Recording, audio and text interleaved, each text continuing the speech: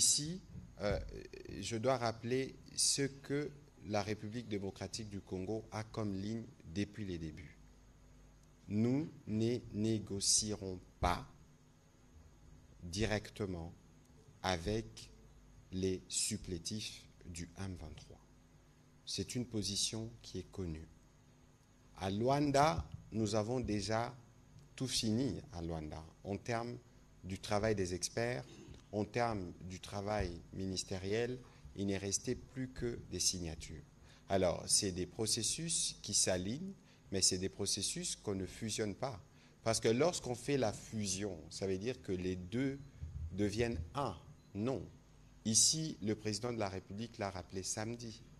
On a le Rwanda qui nous agresse, on a le Rwanda qui crée des supplétifs, et le président de la République a dit c'est avec eux que nous devons en tout cas finir ce que nous avons commencé.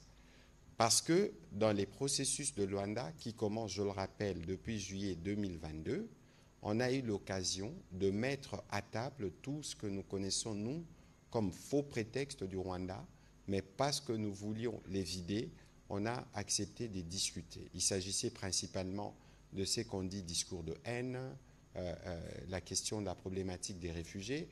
Et d'ailleurs, à ces propos, quand nous étions à Genève, la Première ministre a rencontré Philippe Augrandi, qui est le haut-commissaire pour les réfugiés, pour rediscuter de ces sujets-là, pour démontrer que nous sommes vraiment déterminés à vider tous ces prétextes, à vider toutes ces questions. C'est au 15 décembre que le président rwandais n'est pas venu pour finaliser le processus de Luanda, d'une part. Vous voyez que de ce côté-là, tout a été fait, il ne reste que les signatures. Sur les processus de Nairobi, le président honoraire du Kenya, Uhuru Kenyatta, avait commencé le travail. Souvenez-vous qu'il est venu en RDC, qu'il était à Bukavu, à Bunia, à Beni ou à Goma, où il a eu l'occasion de s'entretenir avec les différents groupes armés. Mais le processus a connu un coup parce que le Rwanda a décidé de commencer à opérer avec ses supplétifs, et il a été convenu déjà à l'époque d'exclure les M23 parce qu'il est hors des questions ici, je le répète, qu'on donne une prime à ceux qui tuent. Et donc, il est clair que du point de vue du processus de Nairobi, le président Uhuru, vous avez vu qu'il y a des médiateurs qui ont été proposés. Je pense que cela devrait être entériné par un sommet ministériel.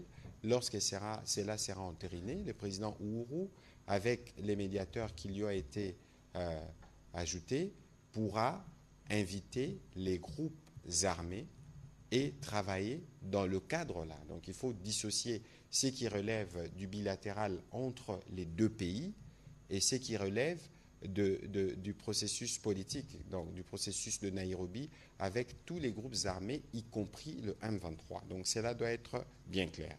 Alors, sur ce que vous avez dit à propos de l'événement triste de Bukavu, mais je dois juste rappeler ici que vous avez vu qu'il y a quelques jours, comme une forme de parade nauséabonde où on présente des policiers et des militaires de force, encore une fois, sous la contrainte, en disant que, voilà, on les a retenus.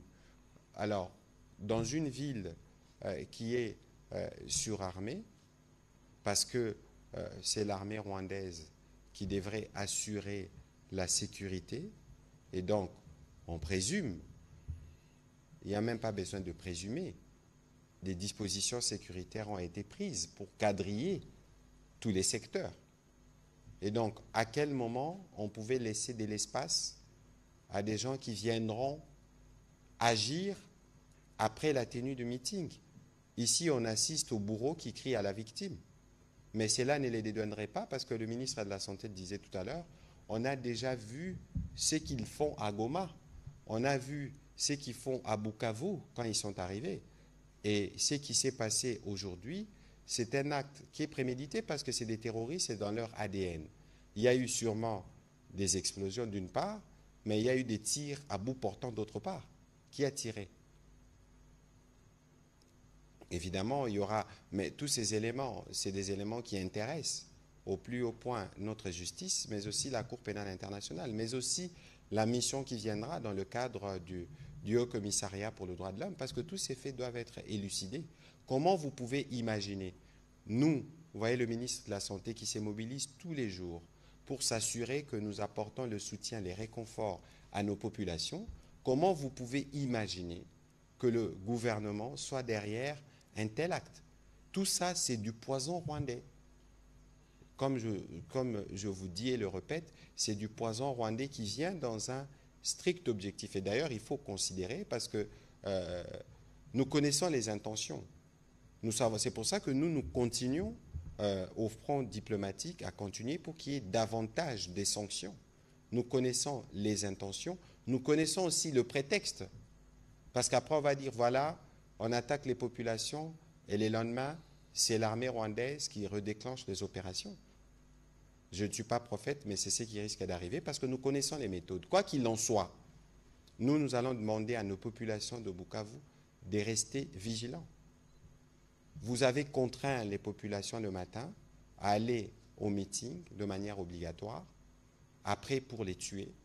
Ensuite, vous voulez commencer à fabriquer des vidéos, des audios, pour dire, voilà, c'était des actes prémédités. Mais alors, si c'était des actes prémédités parce que vous avez la responsabilité de la sécurité de la ville, vous auriez pu prendre les dispositions et ne pas vous-même être les premiers facteurs d'insécurité. Donc tout ça, c'est du mensonge, c'est du poison rwandais auquel il ne faut accorder aucun crédit. C'est illustratif justement de ce qui renforce la détermination du président de la République de ne pas offrir les luxes à ceux qui tuent pour être sur une table et pour discuter de quoi que ce soit. Donc, ils doivent se référer au mécanisme qui est prévu dans le cadre du processus de Nairobi. Mais pour ce qui s'est passé aujourd'hui et pour tout ce qui se passe, il y a des éléments documentés que nous gardons et les moments venus qui pourront servir dans les différents procès qui pourront être organisés. Voilà. Je ne sais pas si M. le ministre a un élément à rajouter par rapport à ceci, mais sinon on va prendre les questions de M. Izami. Nous, on peut continuer.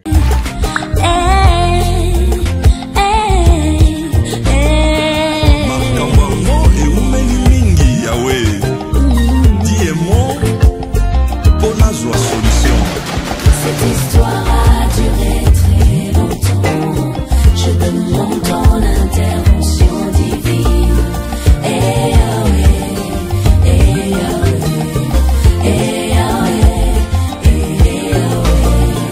Dis un mot, dis